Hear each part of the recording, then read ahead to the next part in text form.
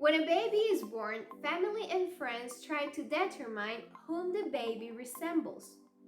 Chances are the baby will look a little bit like both parents.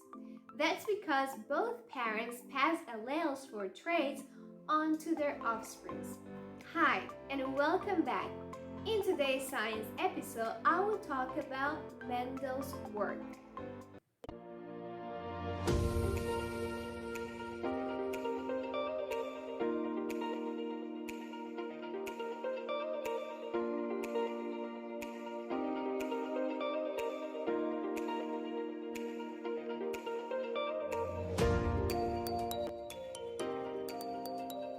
Mendel's work. Gregor Mendel was an Austrian monk who discovered the basic principles of heredity through experiments in his garden. Mendel's observations became the foundation of modern genetics and the study of heredity, and he is widely considered a pioneer in the field of genetics. Patterns of human inheritance. When Mendel experimented with peas, he studied traits that were controlled by genes with one dominant allele and one recessive allele. Some human traits are controlled by single genes with two alleles, and others by single genes with multiple alleles. Still, other traits are controlled by many genes that act together. Single genes with two alleles. Several human traits are controlled by a single gene with one dominant allele and one recessive allele. These human traits have two distinctly different phenotypes or physical appearances. Whether our earlobes are free or attached is a trait controlled by a single gene with two alleles. The allele for a widow's peak is dominant over the allele for a straight hairline. The Punnett square illustrates a cross between two parents who are heterozygous for a widow's peak. So, as you can see here in the Punnett square, on the top it's represent the father, and the trait for the widow's peak is represented with the letter W. A dominant trait will be represented with a capital letter, and a recessive trait will be represented with a lowercase letter. If we have this combination, then the person will show a widow's peak, okay, because it has a dominant trait. And on this side of the Punnett square, we have the mother. Also have a dominant and recessive allele for widow's peak. So this chart shows the probabilities of their children having the widow's peak.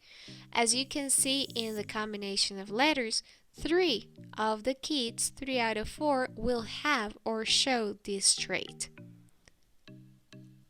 Single genes with multiple alleles. Some human traits are controlled by a single gene that has more than 2 alleles.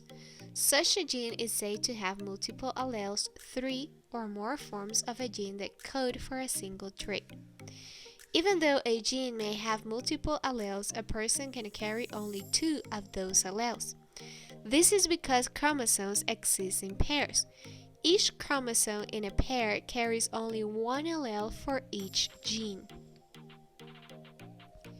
Human blood type is controlled by a gene with multiple alleles, as shown in the chart. There are 4 main blood types: A, B, AB, and O. 3 alleles control the inheritance of blood types. Traits controlled by many genes. Some human traits show a large number of phenotypes because the traits are controlled by many genes. The genes act together as a group to produce a single trait.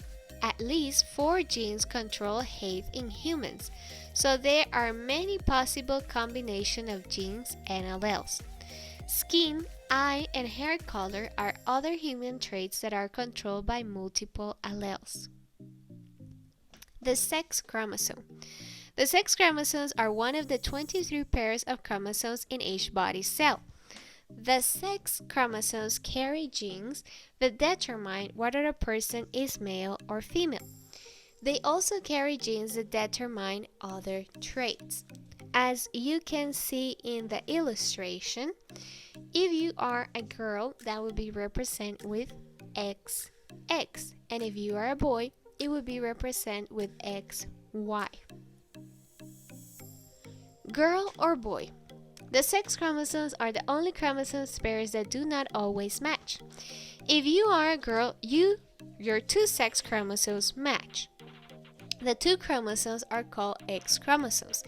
If you are a boy, your sex chromosomes do not match. One of them is an X chromosome and the other is a Y chromosome. The Y chromosome is much smaller than the X chromosome, as you can see in the picture.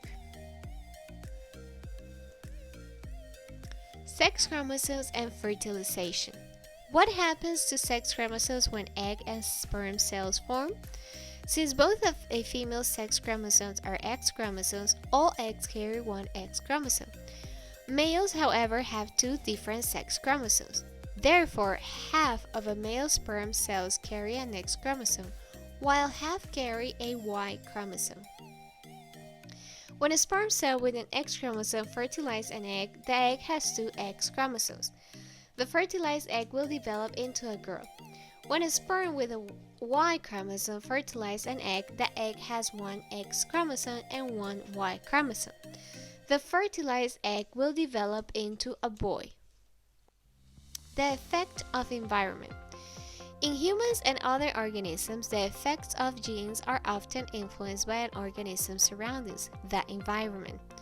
You have learned that several genes work together to help determine human height. However, people's height are also influenced by their environment. For example, people's diets can affect their height. A diet lacking in protein, certain minerals, or certain vitamins can prevent a person from growing as tall as might be possible.